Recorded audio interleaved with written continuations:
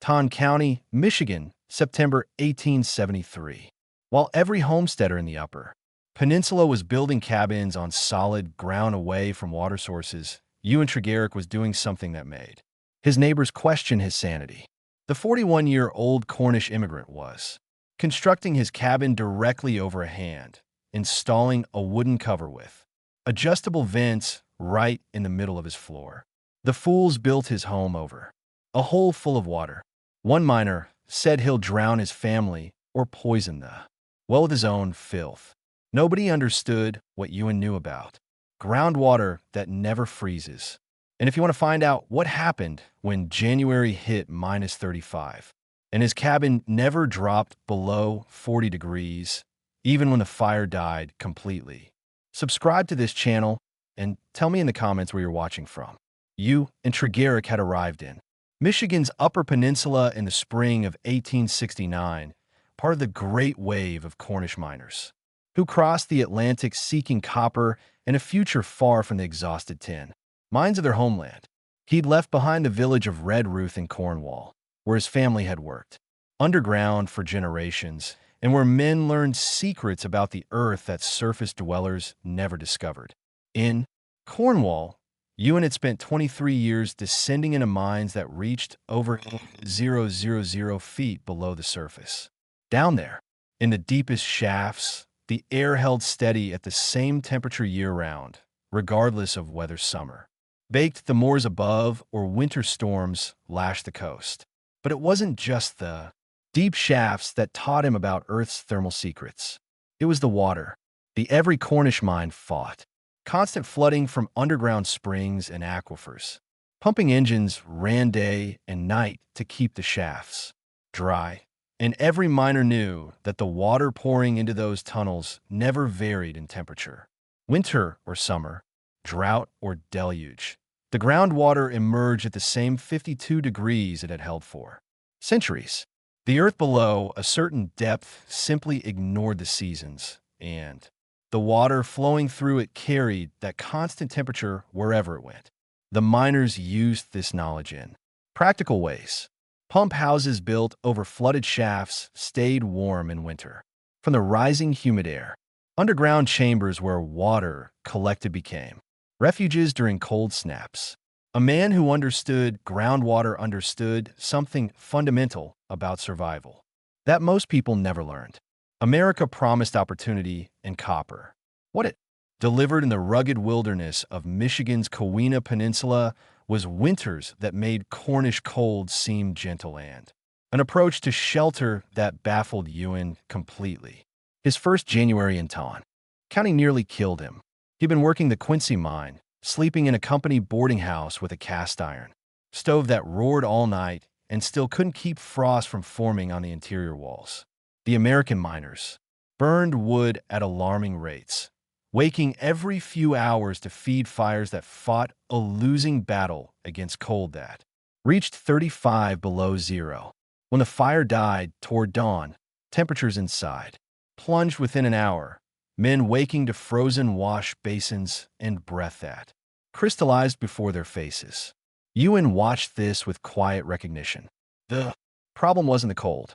Cornwall had taught him that earth and water held secrets that could defeat any winter. The problem was that these Americans built their shelters with no connection to the thermal stability beneath their feet. They fought the air, which was always changing, instead of partnering with the ground, which never changed at all. By 1873, Ewan had saved enough for mine wages to purchase 40 acres 3 miles from the town of Hancock in a small valley where a reliable spring fed a creek that never froze even in the deepest winter. The water emerging from that hillside spring ran at 52 degrees year-round. He'd tested it in January and again in July, finding no difference. Beneath his property lay an aquifer that held thousands of gallons of water at constant temperature.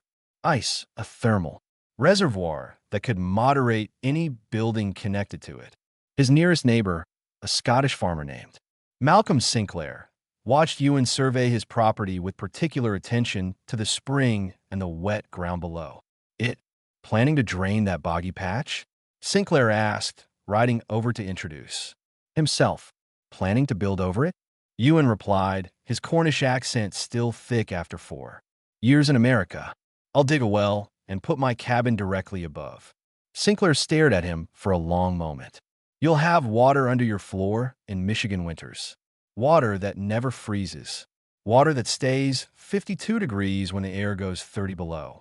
That water will keep my family alive. The argument with his wife, Morwenna, began the moment Ewan showed her where the cabin would stand.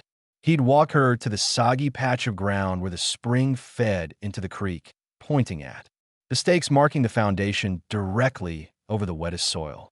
You want to build our home over a swamp, Morwenna said flatly, staring at the waterlogged earth. Over a well. I'll dig down to the aquifer and build the cabin around it. The well stays inside under a cover in the floor. A hole full of water in the middle of our home with children. A hole full of water that stays 52 degrees when everything else freezes solid. That water will keep us warm when the fire dies. Morwa had followed her husband across an ocean, across half a continent into a wilderness so remote that the nearest doctor was 2 hours away by wagon. Now, she'd endured the cramped ship, the rough mining camps, the isolation of a land where Cornish was spoken more than English, but building a home over a well felt like something else entirely. A danger that could swallow her children. In the night, wells belong outside, she said quietly, away from the house. Everyone knows this. The water goes foul if you live over it. The damp rots the floor. Children fall in and drown. The water won't go foul if the well is properly lined and covered. The floor won't rot if I build it right, and the children won't fall in because the cover will hold a grown man's weight. Ewan took her hands. In Cornwall, the pump houses built over flooded shafts stayed warm all winter from the water below. I've seen it work. I know it works. Word of Ewan's plan reached Malcolm Sinclair within days. The Scotsman rode over on the pretense of returning a borrowed tool and found Ewan knee-deep in mud digging the well shaft that would sit beneath his cabin floor. Tregarrick, Sinclair called down. The men at the mining office are talking about your cabin. Let them talk. They're saying, you've gone soft in the head. Building over a well, they say, putting water under your floor in country where it hits 30 below. Sinclair shook his head. Slowly. I've seen men try clever ideas in this territory. They don't usually survive their cleverness. This isn't clever. It's Cornish. Every pump house in Cornwall sits over water, and every pump house stays warmer than the buildings around it. The water holds its temperature. The temperature rises into the structure above. Cornwall doesn't have Michigan winters. Cornwall has physics. Physics doesn't change at the border. The confrontation at the general store in Hancock came the following week. Ewan had written in for supplies, lumber, iron hinges, rope for the well bucket, and found a group of miners gathered near the counter discussing his project. The Cornishman's building his cabin over a well. One said, dug the shaft right where his floor will be. Says the water will keep him warm. More likely drown his children or give them all the fever. No sane man puts a water source inside his home. Heard he's putting vents in the cover. Plans to let the well air rise into his cabin. The man's inviting. Damp and sickness right through his floor. Ewan collected his supplies without responding. He loaded the wagon, paid the storekeeper, and drove home through the autumn afternoon. The miners could laugh. They could call him mad. Come January, they'd be waking every 2 hours to feed dying fires while his cabin held steady at 40 degrees with no fire. Burning it all. The earth held its temperature for those who knew how to reach it. Ewan had spent half his life underground. He knew exactly how to reach it. What Ewan Tregarrick understood from decades in Cornish mines, modern hydrogeologists would later quantify with precision. But the principles he was applying had been observed by miners and well diggers for centuries. Groundwater maintains a nearly constant temperature year-round, and that temperature can be harnessed to moderate any structure connected to it. The fundamental principle was simple physics. Below a certain depth, typically 15 to 20 feet in northern Climates. The Earth's temperature stops responding to seasonal changes. Surface. Temperatures in Michigan might swing over 100 degrees between summer highs and winter lows, but groundwater flowing through aquifers at depth holds steady within a few degrees regardless of what happens above in Taunton County. By that, constant temperature was approximately 52 degrees Fahrenheit. This stability exists because soil is an excellent insulator. Summer heat penetrates downward slowly, warming the upper layers while deeper earth remains cool. By the time that warmth reaches equator depth, autumn has arrived and cooling begins at the surface. The seasonal temperature wave never catches up with itself at depth. It simply oscillates at the surface while deeper earth holds steady at roughly the average annual air temperature of the region. Water amplifies this effect dramatically.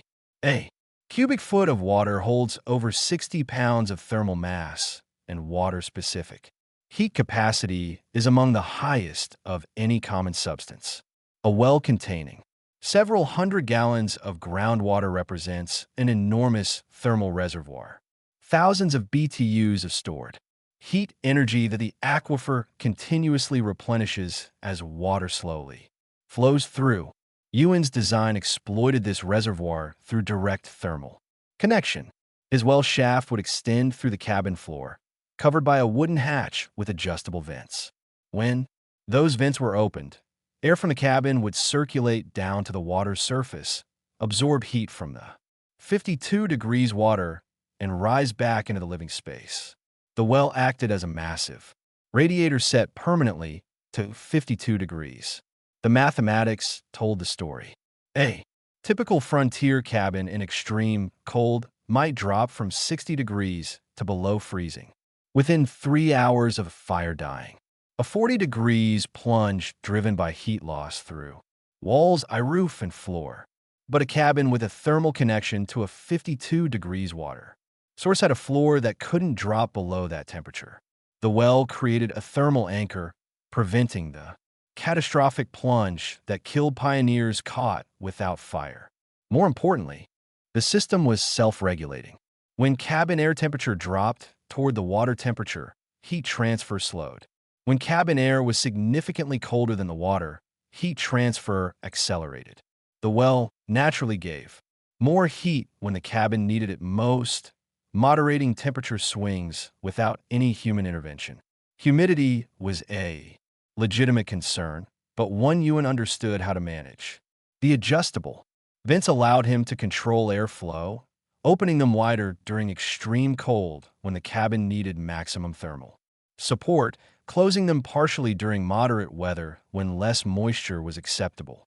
The well cover itself prevented excessive evaporation while still allowing thermal transfer through the wood. The water quality question was equally solvable. A properly lined well with a tight cover prevented contamination from above. The continuous, slow flow of groundwater through the aquifer prevented stagnation. Millions of people throughout history had drawn drinking water from wells directly beneath their homes without illness. The practice was standard in many European countries. His neighbors saw a well as a water source to be kept separate from living space.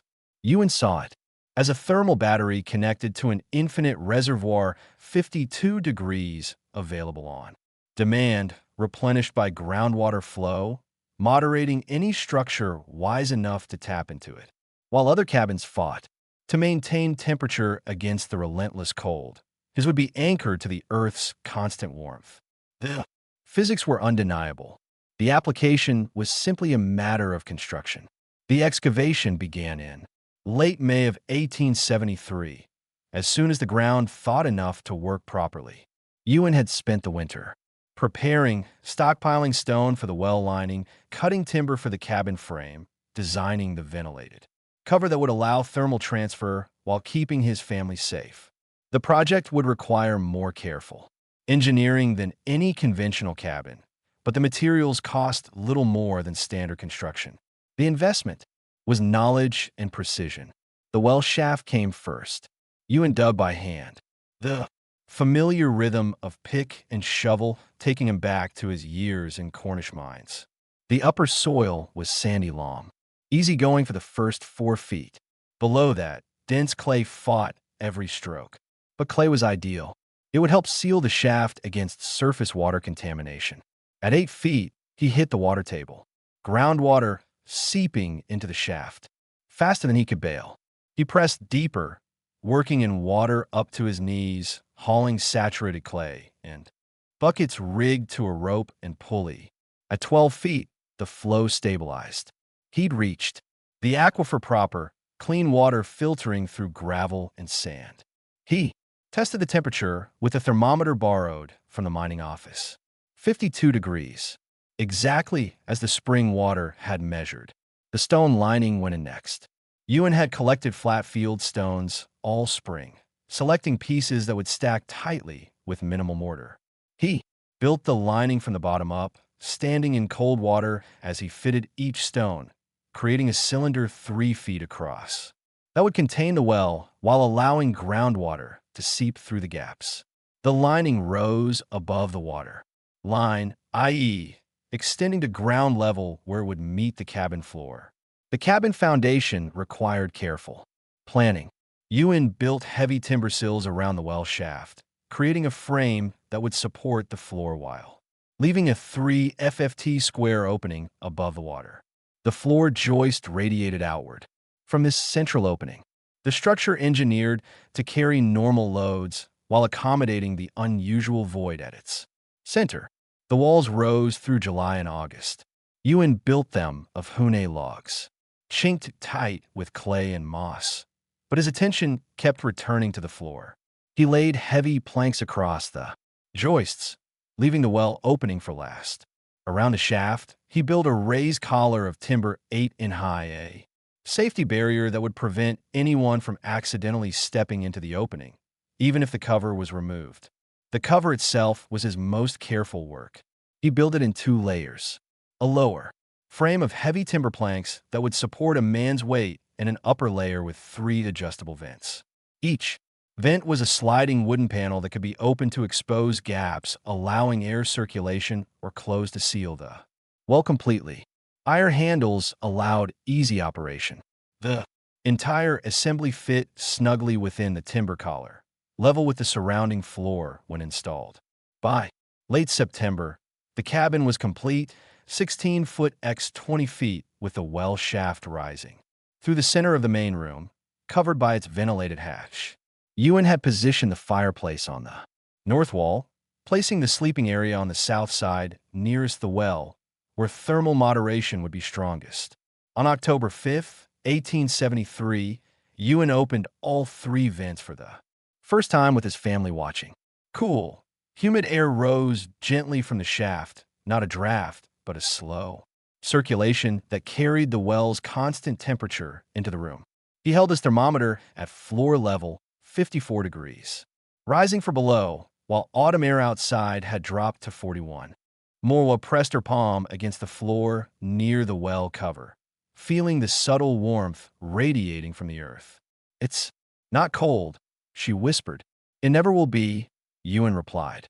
"Not as long as that water flows." By late October, Ewan Tregarrick's cabin had become the most discussed structure in Ton County.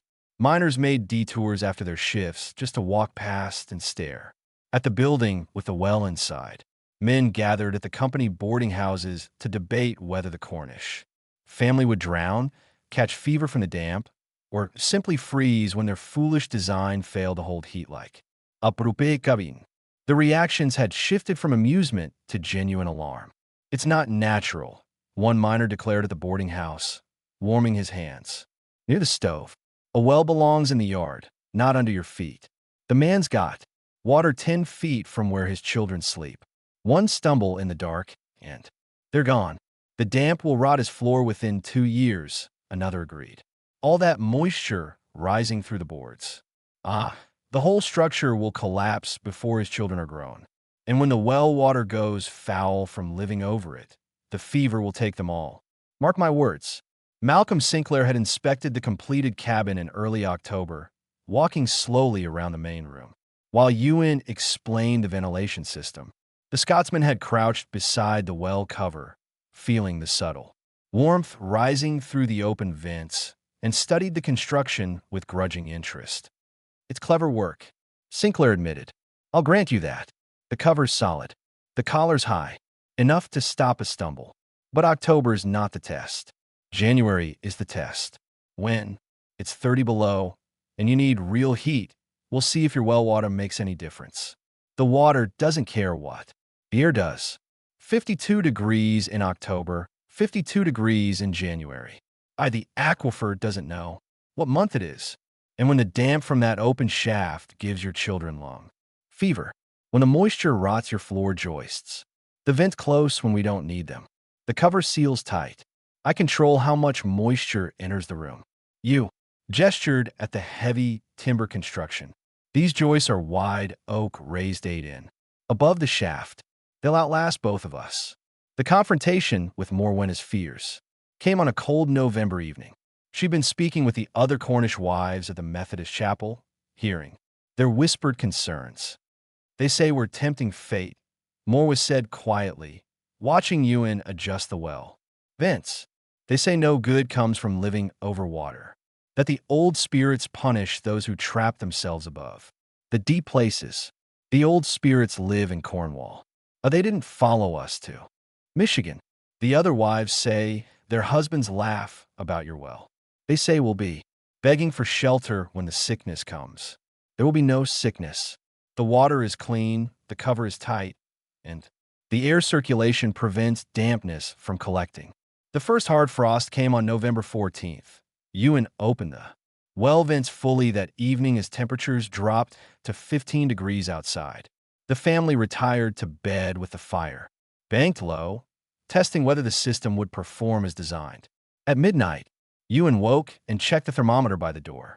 The fire had died to embers. The cabin dark except for faint moonlight through the frost-covered windows. Outside, temperature had fallen to 8 degrees. Inside, the thermometer read 47 degrees. He walked to the well cover and held his palm over an open vent. Gentle warmth rose against his skin. 52 degrees, air flowing continuously from the water's surface, moderating the cabin's temperature while the fire slept. He returned to bed without adding wood to the fire. The well had performed exactly as physics demanded. Come morning, the cabin still held at 44 degrees. The children had slept through without shivering, covered by blankets, but not buried beneath them. Moa said nothing, but her eyes had changed. January 1874 arrived with a brutality that even the veteran miners struggled to recall. An Arctic front descended from Canada on January 8th, driving temperatures from a mild 12 degrees to -8 by midnight. By dawn on January 9th, the mercury had plunged to -27, and on the morning of January 11th, the thermometer outside the Quincy mine office read -35 degrees, the coldest temperature recorded in Taunton County in over a decade. The wind made it worse. Gusts of 25 miles per hour drove wind. Chills beyond human endurance. Exposed skin froze in under a minute. Horses, left in inadequate shelter, died where they stood. The snow didn't fall so much as a tack, driving horizontally across the frozen landscape with nothing to stop its assault from Lake Superior. Across the county, for the desperate battle for survival began. Malcolm Sinclair burned through his carefully stacked wood pile at an alarming rate. His cabin's cast iron stove glowed red around the clock, yet frost formed on interior walls far from the flames. His family slept in their coats, waking every 90 minutes to feed the fire, stumbling through frozen darkness in an exhausting rotation that left everyone depleted. When the fire burned low, toward dawn, interior temperatures plunged toward freezing within the hour. The Hendrickson family, 3 miles north, fared worse. Their chimney cracked on the second night, the temperature differential between the roaring fire and the killing cold splitting the mortar. Smoke poured into the cabin until they stuffed rags into the gap, and even then, the draft was ruined. They burned twice the wood for half the heat, huddling in blankets while frost crept across their floor. A bachelor miner named Thomas Penrose ran out of firewood on January 10th. He'd underestimated the cold, stacked too little, and couldn't reach his neighbors' wood pile through the blizzard. They found him the next afternoon, alive but barely, his cabin at 22 degrees inside, his fingers blackened. With frostbite, his stove cold and empty. At the Treguera cabin, January 8th began like any other winter day. Ewan stoked the fire as usual, keeping the cabin comfortable through the daylight hours. As evening fell and temperatures plunged, he opened the well, vents fully, allowing maximum thermal transfer from the 52 degrees water below. The system performed exactly as designed, even as the fire burned low overnight. The cabin temperature refused to plunge. The well's constant warmth rose through the open vents, creating a thermal floor that the cold couldn't breach. At 3 o'clock in the morning, with the fire reduced to embers and minus 35-degree raging outside, the cabin held at 43 degrees. Ewan woke at dawn, not from cold, but from habit. The children still slept, blankets pulled up, but faces peaceful, breath visible, but not the desperate clouds of a freezing room. He checked the thermometer, 41 degrees, cold by summer standards, but survivable, comfortable even compared to what his neighbors were enduring. He added wood to the fire, bringing the cabin back to 60 degrees within an hour. But he knew now with certainty that the fire was a comfort rather than a necessity. The well alone would keep his family alive through any cold snap, any failure of wood supply, eyeing any emergency that left them without flames. On January 12th, Malcolm Sinclair sent his eldest son to check on the Treguera family. The young man rode through the brutal cold, expecting to find them huddled and suffering like everyone else. Instead, he found Ewan calmly splitting wood outside the cabin, his children visible through the window, playing near the well cover without coats on indoors. The young Sinclair returned with news that seemed impossible. The family with the well under their floor was warmer than anyone else in the county. Malcolm Sinclair arrived at the Treguera cabin on January 14th, 3 days after his son had returned, with the impossible report. The Scotsman had barely slept in a week. Constant fire feeding, frozen water buckets, children who woke crying from the cold. His face was raw and haggard, his eyes hollow with exhaustion, his fingers still clumsy from mild frostbite, sustained hauling wood through the blizzard. He found Ewan outside the cabin, stacking firewood at an unhurried pace. The Cornishman's wood pile, Sinclair noticed immediately, looked barely touched despite a week of the worst cold in memory. "Show me," Sinclair said without preamble. "Show me how your family survived." Ewan led him inside. The Scotsman stopped 3 steps through the door, his body registering what his mind couldn't accept. The air was comfortable, not warm exactly eyes, but nowhere near the freezing misery of his own cabin. No fire currently burned in the fireplace, yet the room held steady at a livable temperature. "Where's the heat coming from?" Sinclair asked, his voice barely above a whisper. "Below."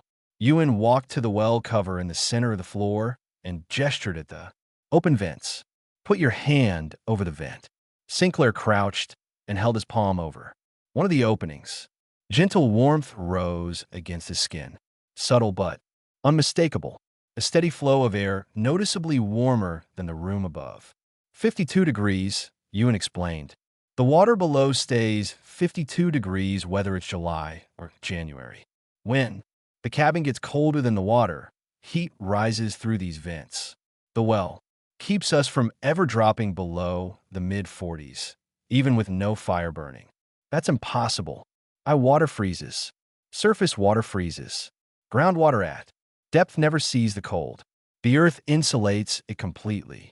Ewan retrieved his notebook from a shelf and opened it to the pages covering the cold snap. "I've been recording temperatures every 4 hours since the cold hit." Sinclair took the notebook with trembling hands. The entries were meticulous. Outside temperature, inside temperature, fire status, vent position. January 11th. Outside minus 35, fire dead 6 hours, vents fully open. Inside temperature 41 degrees, January 12th. Outside 32, fire dead 4 hours, vents fully open, inside temperature 43 degrees, you let your fire die. Completely, Sinclair said slowly, in 35 below, to test the system ice I needed to know if the well alone could keep us alive, and it held above 40 degrees with no fire. For 6 hours, it would have held indefinitely. The aquifer is enormous. Thousands of gallons of 52 degrees water constantly replenished by groundwater flow. The thermal mass is essentially infinite. Sinclair closed the notebook and looked around the cabin. The children sat playing near the well. Cover, dressed in normal indoor clothing rather than the heavy layers his own children wore day and night. Morwenna worked at the table preparing food, comfortable enough to have her sleeves pushed up. My family hasn't been warm in a week, Sinclair said quietly. We've burned 3 cords of wood and still can't keep frost off the floor. My youngest has been coughing for 4 days from sleeping in the cold. Ewan walked to a shelf and retrieved a jar of honey and a bundle of dried herbs. For the cough, Morwenna will show. Your wife had to brew it. I called you a fool. Sinclair met Ewan's eyes. Told everyone you drown your children or kill them with fever. You didn't understand. How could you? You'd never seen water used this way. I've seen it now. Sinclair extended his hand. Can you teach me to build one? Ewan shook it firmly. When the ground thaws, we'll find where your water table runs and dig until we reach it. The first visitor after Malcolm Sinclair was the miner whose fingers had blackened from frostbite. Thomas Penrose, who arrived on January 16th with his hands still bandaged and his pride thoroughly broken. Sinclair told me about your well, Penrose said, standing in the Tregaric doorway with his hat in his hands. Said, your cabin held above 40 degrees with no fire burning. I nearly died 3 nights ago because I ran out of wood. I need to understand how you did it. Ewan welcomed him without hesitation. Penrose spent an hour in the cabin, crouching beside the well cover with his bandaged hands hovering over the vents, feeling the gentle warmth that had saved a family when fire failed. It's like the earth itself is breathing warm air, Penrose whispered.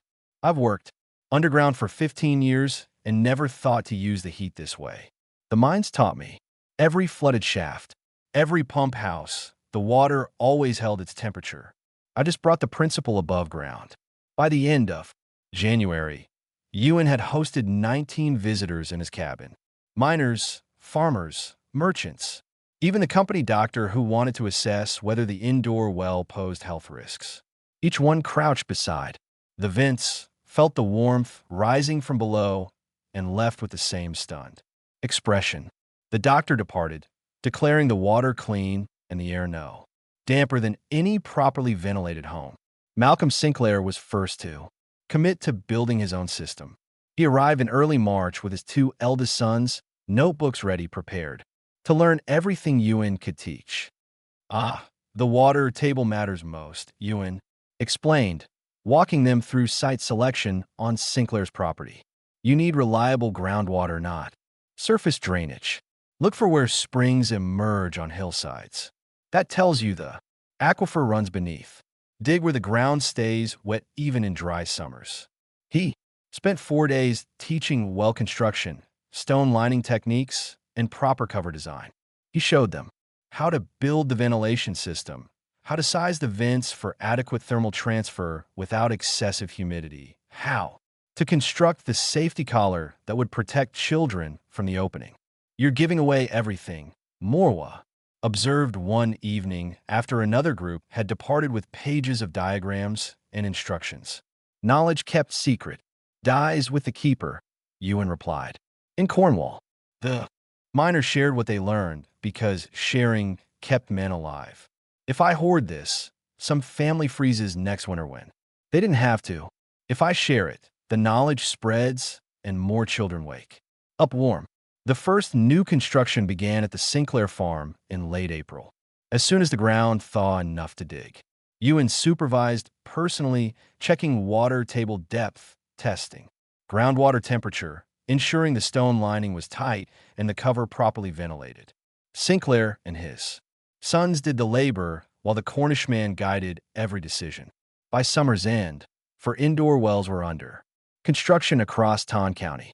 A Finnish immigrant named Mikko Kornin adapted the design for a smaller cabin, using a narrower shaft with larger vents to compensate.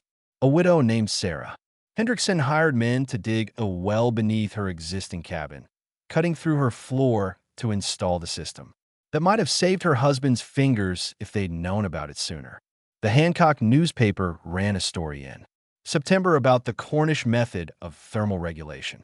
Letters arrived from across the Upper Peninsula, from Wisconsin and Minnesota, from settlers desperate for any advantage against the winters that killed so relentlessly. Ewan answered every letter. He drew diagrams, explained principles, described the construction sequence in careful detail. He charged nothing. The Earth's warmth belongs to everyone standing on it, he told Sinclair. I just taught people how to reach down and take it. You and Tregarick lived another 31 years on that Ton County homestead.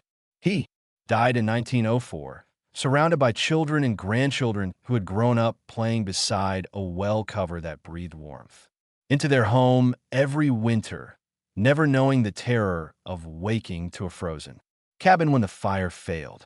The original well remained in use until 1947, when his great-grandson finally capped it after installing a modern furnace. The shaft was still flowing clean at 52 degrees, the same temperature it had held the day Ewan first tested it 74 years earlier. The winter of 1874 remained the benchmark against which all subsequent Upper Peninsula winters were measured. Old-timers would ask each other, is it as bad as 74? And the answer was almost never yes. But lesser winters still killed settlers caught without adequate fuel, still sent children to early graves from cold-related illness, still reminded everyone of what Ewan had proven possible. Every frozen cabin was a cabin that didn't have to freeze. By 1885, indoor thermal wells had spread beyond Huon County into neighboring Cowena and Tonagon and Baraga counties. Mining company engineers studied the principle and began incorporating similar designs into pump houses and equipment shelters. Agricultural journals published articles about the Cornish method of groundwater thermal regulation. The Michigan Agricultural Extension invited Ewan to speak at their winter meeting in 1891. The immigrant, once mocked for building over water, now addressing an audience of 200 farmers hungry for knowledge that could transform their winters. The earth forgets winter 10 foot down, Ewan told them, his Cornish accent still thick after 2 decades in America. Groundwater holds that memory. 52 degrees year after year, century after century. Every man with a well has a thermal reservoir beneath his feet. The question is whether you tap it or ignore it. Malcolm Sinclair never lost another family member to cold-related illness after building his indoor well. His farm became a demonstration site for the technique, with visitors traveling from across the Upper Peninsula to feel warm air rising through floor vents in January. I and his sons built their own homesteads with the Cornish method as standard practice, and the Sinclair family would remain in Ton County for 4 generations, each one anchored to the Earth's constant warmth. The principle Ewan understood using groundwater's thermal stability to moderate building temperature appears today in geothermal heating systems. Worldwide, modern ground source heat pumps circulate fluid through buried loops to extract the Earth's constant temperature, heating homes in winter and cooling them in summer. The technology has been refined with compressors and heat exchangers, but the core insight remains unchanged. Below a certain depth, the Earth holds steady regardless of surface conditions, and that stability is available to anyone who reaches down to claim it. To what Ewan knew, what generations of Cornish miners knew was that the surface world's violent temperature swings were a thin skin over thermal stability. His neighbors fought the air, which changed by the hour. He anchored himself to the water, which never changed at all. Same location, same winter, vastly different outcomes. Morwa outlived Ewan by 8 years. She spent her final winters in the cabin they'd built together. warm air still rising through the same vents.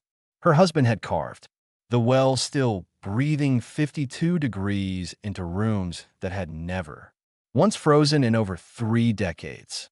After she passed, her daughter found a note tucked into the family Bible written in Morina's careful Cornish script. He said the water would keep us warm. I said he would drown our children. The water kept us warm for 30 years. Ice and our children grew up never knowing what it meant to wake in a frozen home. He reached down into the earth and pulled up warmth that never failed us. The earth keeps its promises for those wise enough to listen. The well has long since been capped, but the aquifer still flows at 52 degrees, patient and unchanged, waiting for anyone wise enough to reach.